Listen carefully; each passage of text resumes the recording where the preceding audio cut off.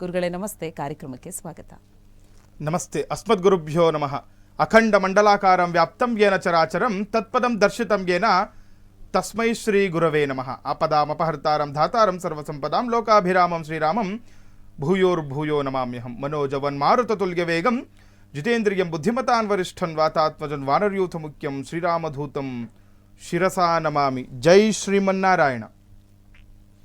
ಇನ್ನು ವೀಕ್ಷಕರೇ, ಇವತ್ತಿನ ಕಾರ್ಯಕ್ರಮದ ಮುಖಾಂತರವಾಗಿ ಒಂದಷ್ಟು ಮಾಹಿತಿಯನ್ನು ಗುರುಗಳು ನಿಮಗೆ ನೀಡುತ್ತಾರೆ. ಇನ್ನು ಇದು ನೇರ ಪ್ರಸಾರ ಕಾರ್ಯಕ್ರಮ, ಹಾಗಾಗಿ ನೀವು ಕೂಡ ಕರೆ ಮಾಡಬಹುದಾಗಿದೆ. ನಿಮ್ಮ ಸಮಸ್ಯೆಗಳಿಗೆ ಪರಿಹಾರವನ್ನು ಕಂಡುಕೊಳ್ಬಹುದಾಗಿದೆ.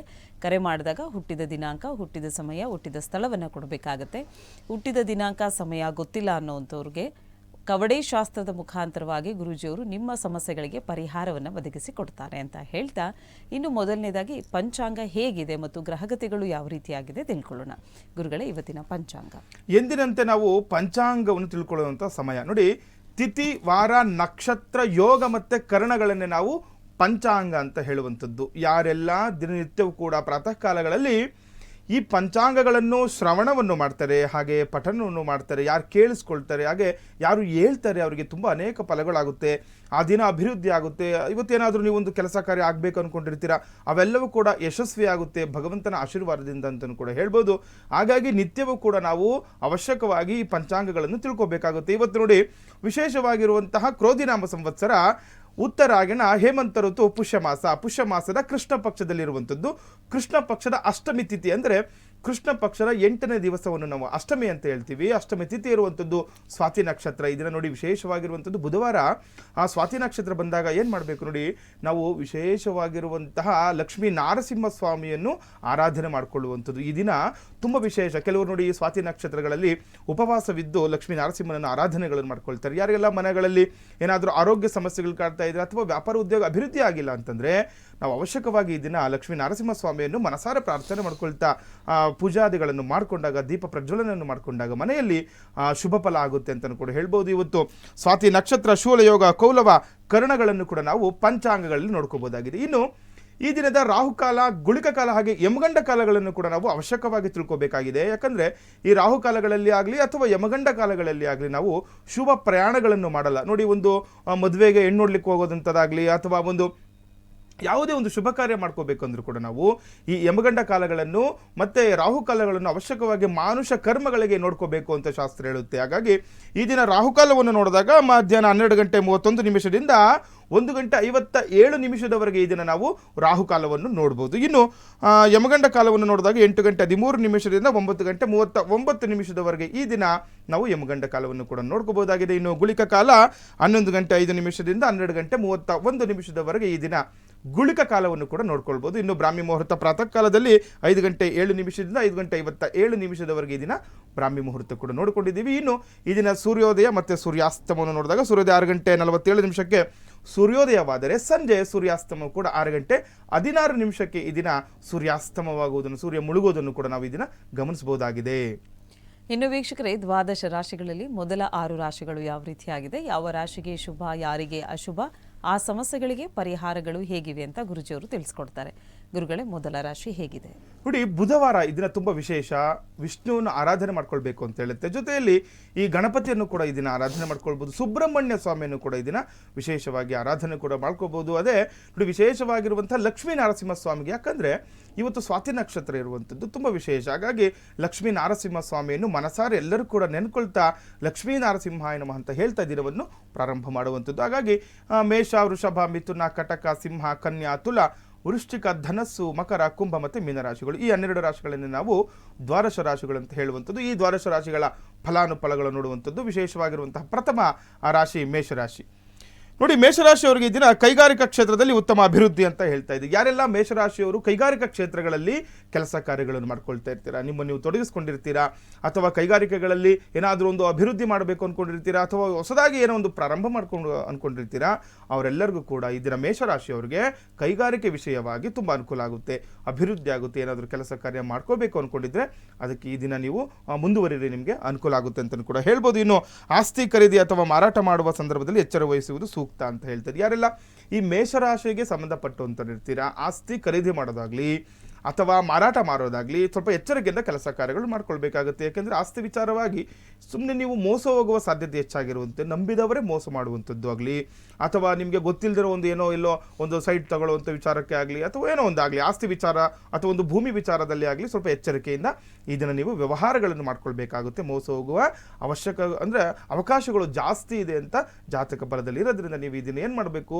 ಜಾಗ್ರತೆಯಿಂದ ಕೆಲಸ ಕಾರ್ಯಗಳನ್ನು ಇದನ್ನು ಮಾಡ್ಕೊಳ್ಬೇಕಾಗುತ್ತೆ ಮೇಷರಾಶಿಯವರು.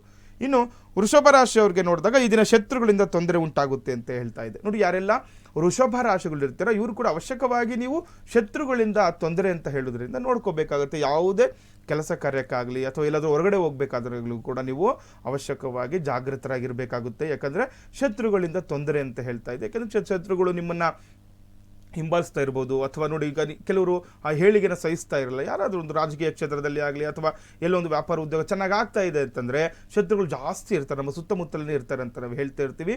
ಹಿತಶತ್ರುಗಳು, ಅಹಿತ ಶತ್ರುಗಳು, ಕ್ರೂರ ಶತ್ರು ಮತ್ತು ನೀಚ ಶತ್ರುಗಳು ಅಂತ ಇರ್ತಾರೆ. ಈ ರೀತಿ ಶತ್ರುಬಾಧೆ ಇರೋದ್ರಿಂದ ಸ್ವಲ್ಪ ಯೋಚನೆ ಮಾಡಿ ದಿನವನ್ನು ಕಳಿಬೇಕಾಗುತ್ತೆ. ವೃಷಭ ರಾಶಿಯವರಿಂದ ಯಾವುದೇ ತೀರ್ಮಾನಗಳನ್ನು ತೆಗೆದುಕೊಳ್ಳುವ ಮುನ್ನ 2 ಬಾರಿ ಆಲೋಚನೆ ಮಾಡಬೇಕಾಗುತ್ತೆ. ನೋಡಿ, ವೃಷಭ ರಾಶಿಯವರು ತುಂಬ ಆಲೋಚನೆಯಿಂದ ಈ ದಿನವನ್ನು ಕಳಿಬೇಕಾಗುತ್ತೆ. ಯಾಕಂದರೆ ಏನಾದರೂ ಒಂದು ಕೆಲಸ ಕಾರ್ಯ ಮಾಡ್ಕೊಳ್ಬೇಕು, ಯಾವುದೋ ಒಂದು ಆಲೋಚನೆ ಮಾಡ್ತಾ ಇದ್ರು ಕೂಡ 2-3 ಬಾರಿ ಯೋಚನೆ ಮಾಡಿ ಕೆಲಸ ಕಾರ್ಯಗಳನ್ನು ಈ ದಿನ ಮಾಡ್ಕೊಳ್ಬೇಕಾಗುತ್ತೆ ವೃಷಭ ರಾಶಿಯವರು. ಇನ್ನು ಮಿಥುನ ರಾಶಿಯವರಿಗೆ ನೋಡಿದಾಗ ಸಂಘ ಸಂಸ್ಥೆಗಳಲ್ಲಿ ಹೆಚ್ಚಿನ ಅಭಿವೃದ್ಧಿ ಆಗುವಂಥದ್ದು. ಯಾರೆಲ್ಲ ಮಿಥುನ ರಾಶಿಗಳಿರ್ತೀರಾ ಸಂಘ ಸಂಸ್ಥೆಗಳಿಂದ ಅಭಿವೃದ್ಧಿ ಅಂತ ಹೇಳ್ತಾ ಇದೆ. ನೋಡಿ, ಕೆಲವರು ಈ ಸಂಘ ಸಂಸ್ಥೆಗಳನ್ನು ನಡೆಸ್ತಾ ಇರ್ತಾರೆ ಅಥವಾ ಅದನ್ನು ಅವಲಂಬನೆ ಮಾಡ್ಕೊಂಡ್ಬಿಟ್ಟಿರ್ತಾರೆ. ಅದರಿಂದ ಕೆಲವೊಂದು ಈಗ ಸಂಘಗಳಿಂದ ಸಾಲ ತಗೊಳ್ಳೋದಾಗಲಿ ಅಥವಾ ಯಾವುದೋ ಸಂಸ್ಥೆಗಳಲ್ಲಿ ಕೆಲಸ ಕಾರ್ಯ ಮಾಡ್ಕೊಳ್ತಾ ಇರ್ತಾರೆ. ಅವರೆಲ್ಲರಿಗೂ ಕೂಡ ಇದನ್ನ ವಿಶೇಷವಾಗಿರುವಂತಹ ಅಭಿವೃದ್ಧಿಯ ಒಂದು ಸಂಕೇತ ಇರುವಂಥದ್ದು. ಕೆಲಸ ಕಾರ್ಯಗಳಲ್ಲಿ ಅಭಿವೃದ್ಧಿ ಆಗುತ್ತೆ, ಸಂಘ ಸಂಸ್ಥೆಗಳಲ್ಲಿ ಅಭಿವೃದ್ಧಿ ಆಗುತ್ತೆ, ನಿಮ್ಮಿಂದ ಅನುಕೂಲಗಳನ್ನು ಕೂಡ ಈ ದಿನ ನೋಡ್ಬೋದು ಮಿಥುನ ರಾಶಿಯವರಿಗೆ. ಇನ್ನು ಆರ್ಥಿಕ ಕೊರತೆ ಕೂಡ ನೀಗುವುದರಿಂದ ನೆಮ್ಮದಿ ಸಿಗುವಂಥದ್ದು. ಮತ್ತೆ ಇನ್ನೇನಾಗುತ್ತೆ, ಕೆಲವೊಂದು ವಿಚಾರದಲ್ಲಿ ಆರ್ಥಿಕವಾಗಿ ಅಂದರೆ ಹಣದ ವಿಚಾರವಾಗಿ ನಿಮಗೆ ಅನುಕೂಲ ಆಗುತ್ತೆ. ಮಿಥುನ ರಾಶಿಯವರಿಗೆ ಏನಾದರೂ ಹಣದಿಂದ ಈಗ ಸಂಘ ಸಂಸ್ಥೆಗಳಲ್ಲಿ ಏನೋ ಹಣ ಬರಬೇಕಾಗಿರುತ್ತೆ, ಅದು ಬರ್ತಾ ಇರಲ್ಲ, ಅಥವಾ ಹಣ ತಗೊಂಡ್ಬಿಟ್ಟಿರ್ತೀರ ಕೊಡ್ಲಿಕ್ಕೆ ಆಗ್ತಾ ಇರಲ್ಲ. ಈ ರೀತಿ ಆರ್ಥಿಕವಾಗಿ ಏನಾದರೂ ತೊಂದರೆಗಳು ಅನುಭವಿಸ್ತಾ ಇದ್ರೆ, ದುಡ್ಡಿನ ವಿಚಾರವಾಗಿ ತೊಂದರೆಗಳಾಗ್ತಾ ಇದ್ರೆ ನಿಮಗೆ ಇದರಿಂದ ಅನುಕೂಲದ ವಾತಾವರಣ ಸೃಷ್ಟಿಯಾಗುತ್ತೆ ಮಿಥುನ ರಾಶಿಯವರಿಗೆ. ಇನ್ನು ಕಟಕ ರಾಶಿಯವರಿಗೆ ನೋಡಿದಾಗ ದುಂದು ವೆಚ್ಚದಿಂದ ಹಣ ವ್ಯಯ ಅಂತ ಹೇಳ್ತಾ ಇದ್ದೆ. ಯಾರೆಲ್ಲ ಕರ್ಕಾಟಕ ರಾಶಿಗಳಿರ್ತೀರಾ ದುಂದು ವೆಚ್ಚದಿಂದ ಹಣ ವ್ಯಯ ಅಂತ ಹೇಳ್ತಾ ಇದೆ. ಅಂದರೆ ನೋಡಿ ವಿನಾಕಾರಣ ಹಣವನ್ನು ಖರ್ಚು ಮಾಡುವಂಥದ್ದು. ಸುಮ್ಮನೆ ನೋಡಿ ಏನು ವೃಥಾ ವೇಸ್ಟ್ ಅಂತ ಹೇಳ್ತೀವಿ. ನಿಮಗೆ ಬೇಕಾಗಿರಲ್ಲ ಸುಮ್ಮನೆ ಏನೋ ಹಣ ಕೊಟ್ಟು ತೊಗೊಂಬಿಡೋದು, ಅಥವಾ ಸುಮ್ಮನೆ ಬೇಕಾಗಿಲ್ಲದ್ರಿಗೆ ಹಣ ಕೊಟ್ಬಿಡುವಂಥದ್ದು. ನೋಡಿ, ನಮಗೆ ಹಿರಿಯರು ಹೇಳ್ತಾ ಇರ್ತಾರೆ ಮನೆಯಲ್ಲಿ ಯಾವಾಗಲೂ ಕೂಡ ಹಣವನ್ನು ಮಿತವಾಗಿ ನಾವು ಬಳಸಬೇಕು, ಸುಮ್ಮನೆ ದುಂದು ವೆಚ್ಚ ಮಾಡಬಾರ್ದು ಅಂತ ಹೇಳ್ತಾ ಇರ್ತಾರೆ. ಈ ರೀತಿ ಇವತ್ತು ದುಂದು ವೆಚ್ಚದಿಂದ ನಿಮಗೆ ಅನಾನುಕೂಲಗಳಾಗುವಂಥದ್ದು, ಹಣದ ತೊಂದರೆಗಳಿಂದಾಗುವಂಥದ್ದು, ಹಣ ವ್ಯಯ ಆಗುವಂಥದ್ದು ಕೂಡ ಇರುತ್ತೆ. ಹಾಗಾಗಿ ನೋಡಿಕೊಂಡು ಹಣದ ವಿಚಾರವಾಗಿ ಕೆಲಸ ಕಾರ್ಯಗಳನ್ನು ಮಾಡ್ಕೊಳ್ಬೇಕು ಕರ್ಕಾಟಕ ರಾಶಿಯವರು. ಇನ್ನು ಹೊಸ ಜವಾಬ್ದಾರಿಗಳು ದೊರೆಯುವ ಸಾಧ್ಯತೆ ಕೂಡ ಹೆಚ್ಚಾಗಿದೆ ಅಂತ ಹೇಳ್ತಾ ಇದೆ. ನೋಡಿ, ಕರ್ಕಾಟಕ ರಾಶಿಯವರಿಗೆ ಇದು ಹಣದ ವಿಚಾರವಾಗಿ ತೊಂದರೆ ಆದರೂ ಕೂಡ ತುಂಬ ಅವಕಾಶಗಳು ನಿಮಗೆ ಸಿಗುತ್ತೆ ಅಂತ ಹೇಳ್ತಾ ಇದೆ. ಯಾವುದೇ ಒಂದು ವಿಚಾರವಾಗಿ ತಗೊಳ್ಳಿ, ನಿಮಗೇನಾದರೂ ಕೆಲವರಿಗೆ ಕೆಲಸಗಳಲ್ಲಿ ಬದಲಾವಣೆ ಮಾಡ್ಕೋಬೇಕು ಅಂದ್ಕೊಂಡಿದ್ರೆ ಆಗಲಿ, ಅಥವಾ ವ್ಯಾಪಾರ ಉದ್ಯೋಗಗಳಲ್ಲಿ ಇನ್ನೂ ಅಭಿವೃದ್ಧಿ ಮಾಡಬೇಕು ಅಂದ್ಕೊಂಡಿದ್ರೆ ಆಗಲಿ, ನಿಮಗೆ ಅವಕಾಶಗಳು ಸಿಗುವಂಥದ್ದು.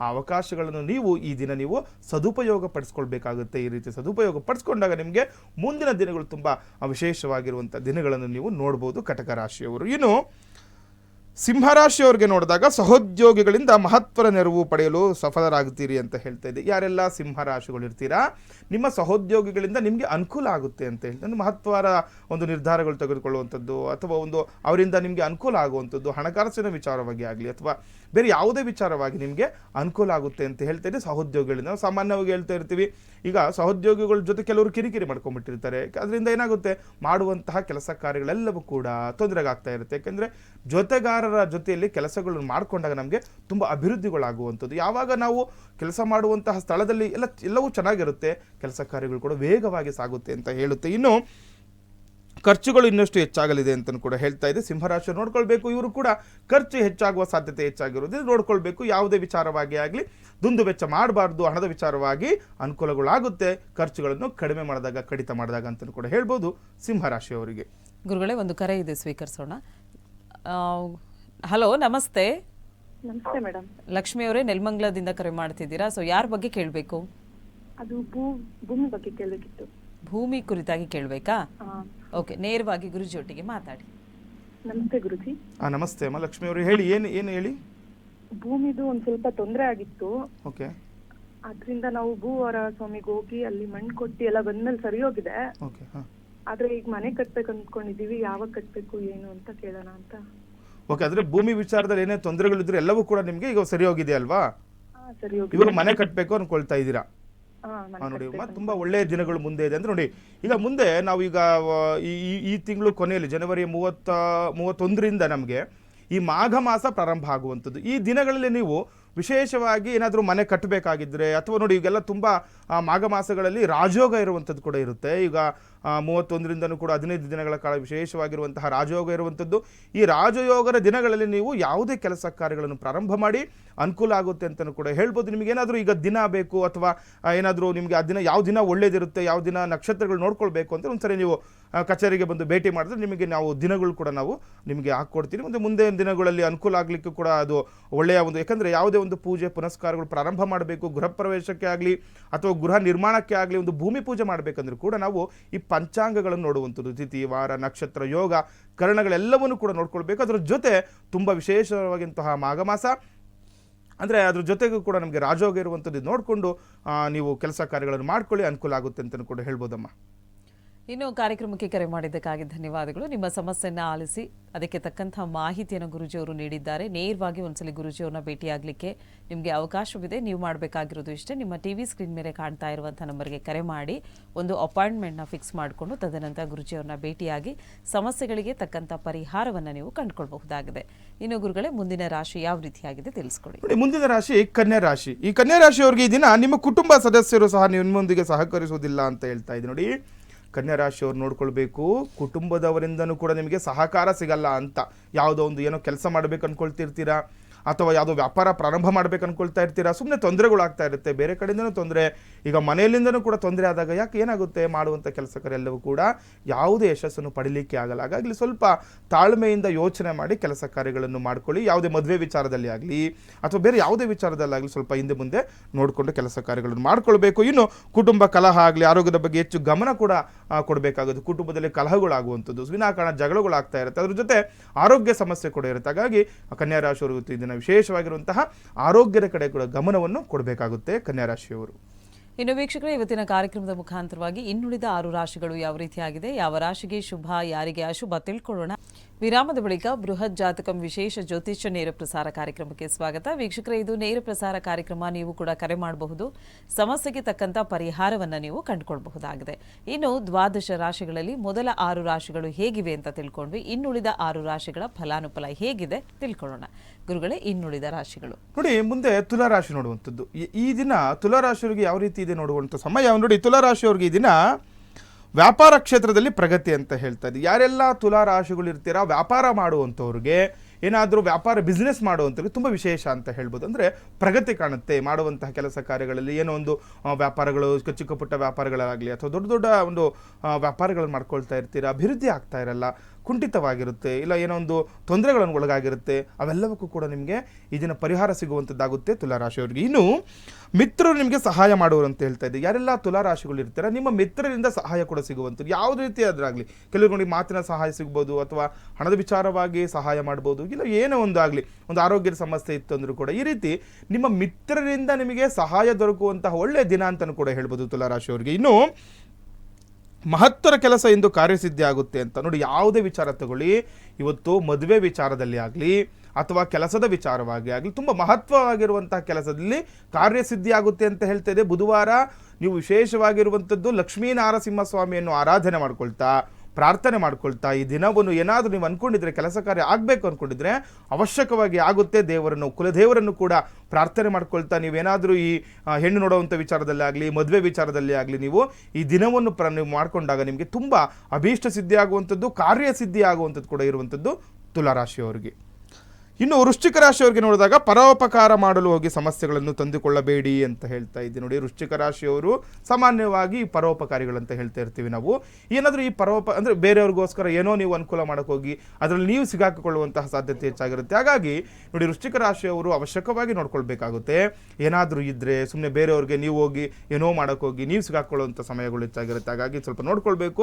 ಬೇರೆಯವರ ಕೆಲಸಗಳಲ್ಲಿ ನೀವು ಮಧ್ಯದಲ್ಲಿ ಹೋಗುವ ಅಂತ ಸಾಧನೆ ಮಾಡಲಿಕ್ಕೆ ಹೋಗಬಾರ್ದು ಈ ದಿನ ಅಂತ ಕೂಡ ಹೇಳ್ತಾ ಇದ್ದೀವಿ. ವೃಶ್ಚಿಕ ರಾಶಿಯವರಿಗೆ ಏನು ವ್ಯಾಪಾರ ಅಭಿವೃದ್ಧಿ ಕೂಡ ಆಗುವಂತ ನೋಡಿ. ವ್ಯಾಪಾರದ ಬಗ್ಗೆ ನೀವು ಕಾಳಜಿ ವಹಿಸಿ, ನಿಮ್ಮ ವ್ಯಾಪಾರದ ಬಗ್ಗೆ ನೀವು ಚಿಂತೆ ಮಾಡಿ, ನಿಮಗೆ ತುಂಬ ವಿಶೇಷವಾಗಿರುವಂತಹ ಅಭಿವೃದ್ಧಿ ಆಗುವಂಥದ್ದು, ಧನಾಗಮನದ ನಿರೀಕ್ಷೆ ಕೂಡ ಈ ದಿನ ಮಾಡ್ಬೋದು. ಮೂರನೇ ವ್ಯಕ್ತಿಯ ಜೊತೆಗೆ ಹೋದರೆ ತೊಂದರೆಗಳನ್ನು ಅನುಭವಿಸ್ತೀರಾ ಅಂತ ಹೇಳ್ತಾ ಇದ್ದೀವಿ. ವೃಶ್ಚಿಕ ರಾಶಿಯವರಿಗೆ ಇನ್ನು ವಿವಾಹಕ್ಕೆ ಸಂಬಂಧಪಟ್ಟಂತಹ ಸಮಸ್ಯೆಗಳು ನಿವಾರಣೆ ಆಗುತ್ತೆ ಅಂತ ಹೇಳ್ತೇವೆ ನೋಡಿ. ನಿಮ್ಮ ಕೆಲಸಗಳನ್ನು ಮಾಡ್ಕೊಳ್ಳಿ ವೃಶ್ಚಿಕ ರಾಶಿಯವರು. ಈ ದಿನ ವಿವಾಹದ ಬಗ್ಗೆ ಏನಾದರೂ ತೊಂದರೆಗಳಾಗಿದ್ದರೆ ಅಥವಾ ವಿವಾಹ ಆಗ್ತಾ ಇಲ್ಲ ಅಂತಂದರೆ ಅಥವಾ ನೋಡಿರೋದು ಇನ್ನು ಮುರಿದೋಗ್ತಾ ಇತ್ತಂತಂದರೆ ಅದ್ರ ಕಡೆ ಗಮನ ಕೊಡಿ. ನಿಮಗೆ ಹೆಚ್ಚಿನದಾಗಿ ಅನುಕೂಲಗಳು ಈ ದಿನ ಆಗುವಂಥದ್ದು ವೃಶ್ಚಿಕ ರಾಶಿಯವರಿಗೆ ನೋಡ್ಬೋದಾಗಿದೆ. ಓಕೆ ಗುರುಗಳೇ, ಇನ್ನೊಂದು ಕರೆ ಇದೆ, ನೋಡೋಣ. ಹಲೋ, ನಮಸ್ತೆ. ನಮಸ್ತೆ ಗುರುಜಿ. ಬೇಬಿ ಅವರೇ ನಮಸ್ತೆ. ಯಾರ ಬಗ್ಗೆ ಕೇಳಬೇಕಾಗಿತ್ತು? ನನ್ನ ಮಗಳ ಬಗ್ಗೆ ಕೇಳಬೇಕಿತ್ತು. ಮಗಳ ಹೆಸರು, ಹುಟ್ಟಿದ ದಿನಾಂಕ, ಸಮಯ ಹೇಳಿ. ಮಗಳ ಹೆಸರು ಶ್ರುತಿ ಅಂತ. ಹ್ಮ್. ಮತ್ತೆ ಹುಟ್ಟಿದ್ದು 10/8/91. 10/8/91. 91. 10/8/91. ಹುಟ್ಟಿದ ಸಮಯ? ಸಮಯ 10:10ಕ್ಕೆ. ಬೆಳಗ್ಗೆನಾ? ಬೆಳಗ್ಗೆ 10 ಗಂಟೆ 10 ನಿಮಿಷ. ಯಾವ ಊರಲ್ಲಿ ಹುಟ್ಟಿರೋದು? ಮಂಗಳೂರಲ್ಲೇ. ಓಕೆ, ಗುರುಜಿ ಇದ್ದಾರೆ, ನೇರವಾಗಿ ಪ್ರಶ್ನೆ ಏನಿದೆ ಕೇಳಿ. ನಮಸ್ತೆ ಗುರುಜಿ. ನಮಸ್ತೆ ಅಮ್ಮ, ನಮಸ್ತೆ. ಹೇಳಿ, ಏನು ಪ್ರಶ್ನೆ ಇತ್ತು? ಮಗಳದ್ದು ಒಂದು ಜಾಗ ನೋಡಿದ್ದೇವೆ ಅವಳಿಗೆ ಮನೆ ಕೂತ್ಕೊಳ್ಳಿಕ್ಕೆ. ಅದು ಜಾಗ ಹೇಗೆ ಆಗ್ಬೋದಾ ಏನು ಅಂತ ಕೇಳೋಣ ಅಂತ ಸ್ವಾಮೀಜಿ. ಆಶ್ಲೇಷ ನಕ್ಷತ್ರ, ಕಟಕ ರಾಶಿ. ಏನ್ರ ಬಗ್ಗೆ ಕೇಳಬೇಕಿತ್ತು ನೀವು? ಅವರಿಗೊಂದು ಜಾಗ ನೋಡಿದ್ರು ಕೂತ್ಕೊಳ್ಳಿಕ್ಕೆ ಅಂತ, ಮನೆ ಮಾಡ್ಲಿಕ್ಕೆ ಜಾಗ ನೋಡಿದ್ದೇವೆ, ಸೈಟ್. ಓಕೆ ಓಕೆ, ಹೇಳಿ. ಅದು ಆಗ್ತದಾ, ಹೇಗೆ ಆಗ್ಬಹುದಾ ಅಂತ ಕೇಳುವ ಅಂತ ಗುರುಜಿ. ಓಕೆ, ಇವಾಗ ನೋಡಿ, ಶುಕ್ರ ದಶೆ ಪ್ರಾರಂಭ ಆಗಿರುವಂಥದ್ದಮ್ಮ ಮಗುಗೆ 2025/6/22ನೇ ತಾರೀಕು ಅಂದರೆ 6ನೇ ತಿಂಗಳಿಂದ ನೋಡಿ, 6ನೇ ತಿಂಗಳಿಂದ ನಿಮಗೆ ಶುಕ್ರ ದಶೆ ಈ ಮಗುಗೆ ಪ್ರಾರಂಭ ಆಗುತ್ತೆ. ಏನು ಕೆಲಸ ಮಾಡಿದ್ರು ಕೂಡ ಅಭಿವೃದ್ಧಿ ಆಗುವಂಥದ್ದು ನೋಡಿ. ಭೂಮಿ ವಿಚಾರವಾಗಿ ನಾವು ಶುಕ್ರನನ್ನು ಅಲಂಕಾರಕಾರಕ ಅಂತ ಹೇಳ್ತೀವಿ. ಒಂದು ಭೂಮಿ ತಗೋಬೇಕಾದ್ರೆ, ಒಂದು ಮನೆ ತಗೋಬೇಕಾದ್ರೆ ಎಲ್ಲಕ್ಕೂ ಕೂಡ ಈ ಶುಕ್ರ ಕಾರಣ ಆಗುವಂಥದ್ದು. ಈ ಮಗುಗೆ 22/6/2025ಕ್ಕೆ ಶುಕ್ರ ದಶೆ ಪ್ರಾರಂಭ ಆಗುತ್ತೆ. ಇನ್ನೊಂದು 3-4 ತಿಂಗಳು ಏನೇ ತೊಂದರೆಗಳಾದರೂ ಕೂಡ ನೀವು ಅದನ್ನು ಅನುಸರಿಸಿ ಮುಂದೆ ಹೋಗಿ, ನೀವು ತುಂಬ ವಿಶೇಷವಾಗಿರುವಂತಹದ್ದು. ನೀವು ಯಾವುದೇ ಭೂಮಿ ತಗೊಳ್ಳಿ ನೋಡಿ, ಅಲ್ಲೇನೇ ತೊಂದರೆಗಳಿದ್ರೂ ಕೂಡ ಮಗುವಿನ ಜಾತಕದಿಂದ ಅಲ್ಲಿ ತುಂಬ ಅಭಿವೃದ್ಧಿ ಆಗುವಂಥದ್ದಾಗುತ್ತಮ್ಮ. ತುಂಬ ವಿಶೇಷವಾಗಿರುವಂತಹ ಜಾತಕ ಇದು. ಮುಂದೆ ಶುಕ್ರ ದಶೆ ಪ್ರಾರಂಭ ಆಗುವಂಥದ್ದು. ನೀವು ಏನೇ ಕೆಲಸ ಇದ್ರೂ ಮಾಡ್ಕೊಳ್ಳಿ, ನಿಮಗೆ ಅನುಕೂಲಗಳಾಗುತ್ತಮ್ಮ. ಯಾವುದೇ ಚಿಂತೆಗಳು ಮಾಡೋ ಅವಶ್ಯಕತೆ ಇಲ್ಲ ನೋಡಿ, ಯಾಕಂದರೆ ಜಾತಕನೇ ತುಂಬ ಚೆನ್ನಾಗಿರುವಂಥದ್ದು ಮಗುದು. ಹಾಗಾಗಿ ಯಾವುದೇ ರೀತಿಯ ತೊಂದರೆಗಳು ಇರಲ್ಲ. ಕುಜಗ್ರಹಗಳ ಶುಕ್ರ ಗ್ರಹದ ಜೊತೆ ಬುಧನು ಕೂಡ ನಿಮಗೆ ಅನುಕೂಲದ ರೀತಿಯಲ್ಲಿ ಇರೋದ್ರಿಂದ ಭೂಮಿ ವಿಚಾರವಾಗಿ ಮಗಳಿಗೆ ಈ ವರ್ಷ ತುಂಬ ಅನುಕೂಲ ಆಗುತ್ತೆ. ಇನ್ನೂ ಹೆಚ್ಚೆಚ್ಚಾಗಿ ನೀವು ಸೈಟ್ಗಳು ತಗೊಳ್ಳೋದಾಗಲಿ, ಭೂಮಿ ತಗೊಳ್ಳೋದಾಗಲಿ ಅನುಕೂಲ ಆಗುವಂಥದ್ದು. ತುಂಬ ವಿಶೇಷವಾಗಿರುವಂತಹ ದಿನಗಳು ಮುಂದಿವೆ. ಏನು ತೊಂದರೆ ಮಾಡುವ ಅವಶ್ಯಕತೆ ಇಲ್ಲ, ಏನು ಯೋಚನೆ ಮಾಡಬೇಡಿ. ನೀವು ಕೆಲಸ ಕಾರ್ಯಗಳನ್ನು ಮಾಡ್ಕೊಳ್ಳಿ, ಅನುಕೂಲ ಆಗುತ್ತೆ. ಕಾರ್ಯಕ್ರಮಕ್ಕೆ ಕರೆ ಮಾಡಿದ್ದಕ್ಕಾಗಿ ಧನ್ಯವಾದಗಳು. ವೀಕ್ಷಕರೇ, ಇವತ್ತಿನ ಕಾರ್ಯಕ್ರಮದ ಮುಖಾಂತರವಾಗಿ ಒಂದಷ್ಟು ಮಾಹಿತಿಯನ್ನು ಗುರುಗಳು ನಮಗೆ ನೀಡ್ತಾ ಇದ್ದಾರೆ. ಇನ್ನು ಮುಂದಿನ ರಾಶಿ ಧನಸ್ಸು ರಾಶಿ ಯಾವ ರೀತಿಯಾಗಿದೆ ಅನ್ನೋದನ್ನ ತಿಳ್ಕೊಳ್ಳೋಣ ಗುರುಗಳೇ, ಇದರ ಕುರಿತಾಗಿ. ನೋಡಿ, ಮುಂದಿನ ರಾಶಿ ಧನುರಾಶಿಯವರಿಗೆ ವಸ್ತ್ರ ಬಂಗಾರ ವ್ಯಾಪಾರಿಗಳಿಗೆ ಉತ್ತಮವಾದ ಲಾಭ ದೊರೆಯಲಿದೆ ಅಂತ ಹೇಳ್ತಾರೆ. ಯಾರೆಲ್ಲ ಧನುರಾಶಿಗಳು ಇರ್ತೀರಾ, ಈ ವಸ್ತ್ರಗಳ ವ್ಯಾಪಾರ ಮಾಡುವಂಥದ್ದು ಅಥವಾ ಬಂಗಾರಗಳನ್ನು ವ್ಯಾಪಾರಗಳನ್ನು ಮಾಡ್ತಾ ಇರ್ತೀರಾ ಅಥವಾ ಕೊಟ್ಟು ತೆಗೆದುಕೊಳ್ಳೋದು ಮಾಡ್ತಾ ಇರ್ತೀರಿ, ಇವರೆಲ್ಲರಿಗೂ ಕೂಡ ಉತ್ತಮವಾದ ದಿನ, ಒಂದು ಲಾಭ ಕೂಡ ಸಿಗುವಂಥದ್ದು ಕೂಡ ಇದನ್ನು ನೋಡ್ಬೋದು. ಇನ್ನು ಇತರರ ವ್ಯವಹಾರಗಳಿಂದ ದೂರವಿರಲು ಪ್ರಯತ್ನಿಸಿ ಅಂತ ಹೇಳ್ತೀವಿ. ನೋಡಿ, ಧನುರಾಶಿಯವರು ಕೂಡ ಇತರರ ವ್ಯವಹಾರಗಳಿಂದ ಬೇರೆ ನೋಡಿ ಬೇಕಾಗದಿರೋ ವ್ಯವಹಾರಗಳನ್ನು ಮಾಡ್ಕೊಳ್ಳೋಕೆ ಹೋಗ್ಬೇಡಿ. ನಿಮ್ಮ ಕೆಲಸ ನೀವು ಮಾಡ್ಕೊಳ್ಳಿ, ನಿಮಗೆ ಅಭಿವೃದ್ಧಿ ಆಗುತ್ತೆ. ಇತರರ ವ್ಯವಹಾರಕ್ಕೆ ಏನಾದರೂ ಹೋದರೆ ಅದರಿಂದ ಅನಾನುಕೂಲ, ತೊಂದರೆಗೆ ನೀವು ಸಿಲುಕಿ ಹಾಕಿಕೊಳ್ಳುವಂತಹ ಸಾಧ್ಯತೆ ಕೂಡ ಹೆಚ್ಚಾಗಿರುತ್ತೆ ಧನಸ್ಸು ರಾಶಿಯವರಿಗೆ. ಇನ್ನು ಮಕರ ರಾಶಿಯವರಿಗೆ ನೋಡಿದಾಗ ಅನಿರೀಕ್ಷಿತವಾಗಿ ಹಣಕಾಸು ಪಡೆದುಕೊಳ್ಳುವ ಅವಕಾಶಗಳಿದೆ ಅಂತ ನೋಡಿ. ಯಾರೆಲ್ಲ ಮಕರ ರಾಶಿಗಳು ಇರ್ತೀರಾ, ಕೆಲವೊಂದು ಸಾಲದ ಮೊರೆ ಹೋಗಿರ್ತೀರಾ ಅಥವಾ ಹಣ ಕೊಟ್ಟು ನೀವು ಯಾರೋ ಕೊಡ್ತಾ ಇರಲ್ಲ, ಕಳ್ಕೊಂಡ್ಬಿಟ್ಟಿರ್ತೀರ. ಇದೆಲ್ಲವಕ್ಕೂ ಕೂಡ ನಿಮಗೆ ಇದನ್ನ ಒಳ್ಳೆ ದಿನ ಅಂತ ಹೇಳ್ಬೋದು. ಹಣ ಬರುವ ನಿರೀಕ್ಷೆ ಮಾಡ್ಬೋದು ನಿಮಗೆ. ಅಂದರೆ ಇತರರಿಂದ ಆಗಲಿ ಅಥವಾ ನೋಡಿ ಅನ್ನದ ನಿರೀಕ್ಷೆ ಕೂಡ ನೀವು ಮಾಡಿರಲ್ಲ ಅಂಥ ಒಂದು ಸ್ಥಳಗಳಿಂದ ಆಗಲಿ ಅಂಥ ಒಂದು ಕಡೆಗಳಿಂದನೂ ಕೂಡ ನಿಮಗೆ ಹಣ ಬರುವಂತಹ ನಿರೀಕ್ಷೆ ನೀವು ಇದನ್ನು ಮಾಡ್ಬೋದು. ಇದ್ರ ಜೊತೆ ನೀವು ಕೆಲವು ಶುಭ ಸುದ್ದಿಗಳನ್ನು ಕೂಡ ಕೇಳ್ತೀರಾ ಅಂತ ಹೇಳ್ತಾ ಇದ್ದೆ. ಮಕರ ರಾಶಿಯವರು ತುಂಬ ಒಳ್ಳೆ ದಿನ ಅಂತ ಹೇಳ್ಬೋದು. ಶುಭ ಸುದ್ದಿಗಳನ್ನು ಕೇಳುವಂತಹ ಶುಭ ದಿನ ಅಂತಲೂ ಕೂಡ ಈ ದಿನ ಹೇಳ್ಬೋದಾಗಿದೆ ಮಕರ ರಾಶಿಯವರಿಗೆ. ಇನ್ನು ಕುಂಭರಾಶಿಯವರಿಗೆ ನೋಡಿದಾಗ ಸಹಕಾರ ಸಂಘಗಳ ಕ್ಷೇತ್ರದವರಿಗೆ ಉತ್ತಮ ಲಾಭ ಅಂತ. ಎಲ್ಲ ಕುಂಭರಾಶಿಯವರು ಈ ಸಹಕಾರ ಸಂಘಗಳನ್ನು ಮಾಡ್ಕೊಳ್ತಾ ಇರ್ತಾರೆ, ತುಂಬ ಒಳ್ಳೆ ದಿನ ಅಂತ ಹೇಳ್ಬೋದು. ಇನ್ನು ಹಣಕಾಸು ವಿಷಯಗಳೊಂದಿಗೆ ವ್ಯವಹರಿಸುವಾಗ ಜಾಗ್ರತೆಯಿಂದ ಇರಬೇಕಾಗುತ್ತೆ. ಆದರೆ ಕುಂಭರಾಶಿಯವರು ನೋಡ್ಕೊಳ್ಬೇಕು, ಹಣಕಾಸಿನ ವಿಚಾರವಾಗಿ ಏನಾದರೂ ಮಾತುಕತೆ ಇತ್ತಂದರೆ ಜಾಗ್ರತೆಯಿಂದ ಮಾಡ್ಕೊಳ್ಳಿ, ನಿಮಗೆ ಅನುಕೂಲ ಆಗುತ್ತೆ. ಇನ್ನು ಕಡೆಯ ರಾಶಿ ಮೀನರಾಶಿ. ಕೃಷಿಕರಿಗೆ ಹೆಚ್ಚಿನ ಲಾಭ ಅಂತ ಹೇಳ್ತಿದ್ವಿ. ಯಾರೆಲ್ಲ ಮೀನರಾಶಿಯವರು ಕೃಷಿಕರು ಇರ್ತೀರೋ ತುಂಬ ಹೆಚ್ಚಿನ ಲಾಭವನ್ನು ಪಡ್ಕೋಬಹುದು, ಅನುಕೂಲ ಆಗುತ್ತೆ, ಯಾವುದೇ ಕೆಲಸ ಕಾರ್ಯಗಳನ್ನು ಮಾಡ್ಕೊಳ್ಳಿ, ಅಭಿವೃದ್ಧಿ ಆಗುತ್ತೆ ಅಂತಲೂ ಕೂಡ ಹೇಳ್ಬೋದು. ಇನ್ನು ದೈವ ಕಾರ್ಯಗಳಲ್ಲಿ ನಿಮ್ಮ ಆಸಕ್ತಿ ಕೂಡ ಹೆಚ್ಚಾಗುವಂಥದ್ದು. ಮೀನರಾಶಿಯವರಿಗೆ ದೈವ ಕಾರ್ಯಗಳಲ್ಲಿ ಕೂಡ ಆಸಕ್ತಿ ಹೆಚ್ಚಾಗುತ್ತೆ, ತುಂಬ ಶುಭ ದಿನ ಅಂತ ಹೇಳ್ಬೋದು. ನಿಮ್ಮ ಕುಲದೇವರನ್ನಾಗಲಿ, ನಾಡದೇವತೆಗಳನ್ನಾಗಲಿ, ಗ್ರಾಮ ದೇವತೆಗಳನ್ನು ಪೂಜೆ ಮಾಡ್ತಾ ಮುಂದುವರಿರಿ. ಯಾರೆಲ್ಲ ಮೀನರಾಶಿಗಳು ಇರ್ತಾರೆ ಎಲ್ಲ ಕ್ಷೇತ್ರದಲ್ಲೂ ಕೂಡ ಅಭಿವೃದ್ಧಿಯನ್ನು ಪಡಿತೀರ ಅಂತಲೂ ಕೂಡ ಹೇಳ್ಬೋದು ಈ ದಿನ ಮೀನರಾಶಿಯವರಿಗೆ. ಇನ್ನು ವೀಕ್ಷಕರೇ, ಇವತ್ತಿನ ದಿನ ವಿಶೇಷತೆಯಲ್ಲಿ ಸಂತಾನಹೀನತೆ ಕುರಿತಾಗಿ ನಾವು ತಿಳ್ಕೊಳ್ತಾ ಇದ್ದೀವಿ. ಸಮಯದ ಅಭಾವ ಇರುವುದರಿಂದ ಚುಟುಕಾಗಿ ಗುರುಜಿಯವರು ನಮಗೆ ತಿಳಿಸ್ಕೊಡ್ತಾರೆ. ಗುರುಗಳೇ, ಇವತ್ತಿನ ದಿನ ವಿಶೇಷ ನೋಡಿ, ನಾವು ಸಂತಾನಕ್ಕೆ ನಾವು ಸಾಮಾನ್ಯವಾಗಿ ಮಾತಾಡ್ತಾ ಇರ್ತೀವಿ. ಈ ಸಂತಾನ ಆಗ್ತಾ ಇರಲ್ಲ, ಆಗ ಎಷ್ಟೋ ಪೂಜೆಗಳು ಮಾಡಿರ್ತೀರಾ, ಎಷ್ಟೋ ಹೋಮ ಹವನಾದಿಗಳನ್ನು ಮಾಡ್ಕೊಂಡಿರ್ತೀರಾ, ಏನೆಲ್ಲ ಮಾಡಿದ್ರು ಕೂಡ ಸಂತಾನಕ್ಕೆ ಸಂಬಂಧಪಟ್ಟಂದು ತೊಂದರೆ ಅನುಭವಿಸ್ತಾ ಇರ್ತೀರಾ. ಆದರೆ ನೋಡಿ, ನಾವು ಸಂತಾನಕ್ಕೆ ಯಾವ ಗ್ರಹವನ್ನು ನೋಡ್ತೀವಿ? ನವಗ್ರಹಗಳಲ್ಲಿ ಗುರು ಗ್ರಹವನ್ನು ನೋಡ್ತೀವಿ. ನೋಡಿ, ಸಿಂಪಲ್ ಆಗಿ ಸರಳ ಪರಿಹಾರ ಹೇಳುವಂಥದ್ದು, ಗುರುವಾರದೊಂದು ಈ ಕಡಲೆಕಾಳನ್ನು ದಾನ ಮಾಡಿ. ನೋಡಿ, ಏನು ಜಾಸ್ತಿ ಅವಶ್ಯಕತೆ ಇಲ್ಲ. ನೋಡಿ, ಪ್ರಾರ್ಥನೆ ಮಾಡ್ತಾ ಮಾಡಬೇಕು. ಏನೋ ಹೇಳಿದ್ರು, ಗುರುಗಳು ಹೇಳಿದ್ರು ಅಂತೇಳಿ ಯಾರಿಗೋ ಹೇಳ್ಬಿಟ್ಟು ತರಿಸ್ಕೊಂಡು ಎಲ್ಲೋ ಕೊಡೋದಲ್ಲ. ನೋಡಿ, ನೀವೇ ಆ ಕಡಲೆಕಾಳನ್ನು ತೆಗೆದುಕೊಂಡು ಬರಬೇಕು. ಇದು ಅಂಗಡಿಗಳಿಂದಾಗಲಿ ಮಾರ್ಕೆಟ್ ಆಗಲಿ ನೀವೇ ಹೋಗಬೇಕು, ನೀವೇ ಒಂದು kg ಕಡಲೆಕಾಳು ತೊಗೊಂಬರುವಂಥದ್ದು. ಅದನ್ನು ಮನೇಲಿ ಇಟ್ಟು ಒಂದು ಪೂಜೆ ಮಾಡಬೇಕು. ಅದೊಂದು ಯಾವುದೇ ಕಾರಣಕ್ಕೂ ಪ್ಲಾಸ್ಟಿಕ್ ಕವರಲ್ಲಿ ಇಡಬಾರ್ದು, ಒಂದು ಬಟ್ಟೆಯಲ್ಲಿ ಇಡಬೇಕು. ಹಳದಿ ಬಟ್ಟೆಯಲ್ಲಿ ಇಟ್ಟು ಅದನ್ನು ಗಂಟು ಕಟ್ಟಿ ಒಂದು ದಕ್ಷಿಣೆ ಇಟ್ಟು ಅದರ ಒಳಗಡೆ ಒಂದು 101 ರೂಪಾಯಿನೋ 11 ರೂಪಾಯಿನೋ ಎಷ್ಟಾಗುತ್ತೆ ನಿಮ್ಮ ಯಥಾಶಕ್ತಿ ದಕ್ಷಿಣೆಯನ್ನು ಇಟ್ಟು ಅದಕ್ಕೆ ಅರಿಶಿಣ ಕುಂಕುಮ ಒಂದು ಊದುಬತ್ತಿ ಹಾಕಿ ಪೂಜೆ ಮಾಡಿ ಸಂಕಲ್ಪವನ್ನು ಮಾಡಿ ಸಂತಾನ ಪ್ರಾಪ್ತಿಗೋಸ್ಕರ ಈ ಒಂದು ದಾನವನ್ನು ಮಾಡ್ತಿದ್ದೀವಿ ಅಂತ ಹೇಳ್ತಾ ಹರಹರಿಗೆ ದಾನ ಮಾಡಿ. ಯಾವುದೋ ಒಂದು ದೇವಸ್ಥಾನ ಅರ್ಚಕರಿಗೆ ಆಗಲಿ ಅಥವಾ ಯಾರಾದರೂ ಯೋಗ್ಯರಿಗೆ ಬಡವರಿಗೆ ಮಾಡಿ, ಏನು ತೊಂದರೆ ಇಲ್ಲ. ಈ ರೀತಿ ಮಾಡಿಕೊಂಡಾಗ ಅನುಕೂಲ ಆಗುತ್ತೆ. ಇದ್ರ ಜೊತೆ ಪೌರ್ಣಮಿಯ ದಿನದೊಂದು ಸಂಜೆ ಅಂದರೆ ಇಂದಿನ ದಿನ ಏನು ಮಾಡಬೇಕು, ಆ ಒಂದು ಕಡಲೆಕಾಳು ನೆನಾಕಿರಬೇಕು. ಪೌರ್ಣಮಿ ದಿನ ಸಂಜೆ ಅದನ್ನು ಹಸುಗೆ ಕೊಡಿ, ತುಂಬ ವಿಶೇಷವಾಗಿರುವಂಥ ಫಲ ಸಿಗುತ್ತೆ. ಈ ರೀತಿ 3 ವಾರ 3 ಪೌರ್ಣಮಿನೋ 11 ಪೌರ್ಣಮಿನೋ 9 ಪೌರ್ಣಮಿನೋ ಮಾಡ್ಕೊಳ್ಳಿ, ಅವಶ್ಯಕವಾಗಿ ಸಂತಾನ ಆಗುತ್ತೆ ಅಂತಲೂ ಕೂಡ ಹೇಳ್ಬೋದು. ಗುರುಗಳೇ, ಇದುವರೆಗೂ ಕಾರ್ಯಕ್ರಮದಲ್ಲಿ ಭಾಗವಹಿಸಿ ಸಾಕಷ್ಟು ಮಾಹಿತಿಯನ್ನು ನಮಗೆ ನೀಡಿದ್ದೀರಾ, ಧನ್ಯವಾದಗಳು. ಲೋಕ ಸಮಸ್ತ ಸುಖಿನೋ ಭವಂತು, ಸಮಸ್ತ ಸನ್ಮಂಗಳಾನಿ ಭವಂತು. ಶ್ರೀಮತೇ ರಾಮಾನುಜಾಯ ನಮಃ. ವೀಕ್ಷಕರೇ, ಇವತ್ತಿನ ಕಾರ್ಯಕ್ರಮ ಎಲ್ಲರಿಗೂ ಇಷ್ಟವಾಗಿದೆ ಅಂತ ಭಾವಿಸ್ತಾ ಕಾರ್ಯಕ್ರಮನ ಮುಕ್ತಾಯಗೊಳಿಸ್ತಾ ಇದ್ದೀವಿ. ಮತ್ತೆ ನಿಮ್ಮ ಭೇಟಿ ನಾಳಿನ ಸಂಚಿಕೆಯಲ್ಲಿ. ಧನ್ಯವಾದಗಳು.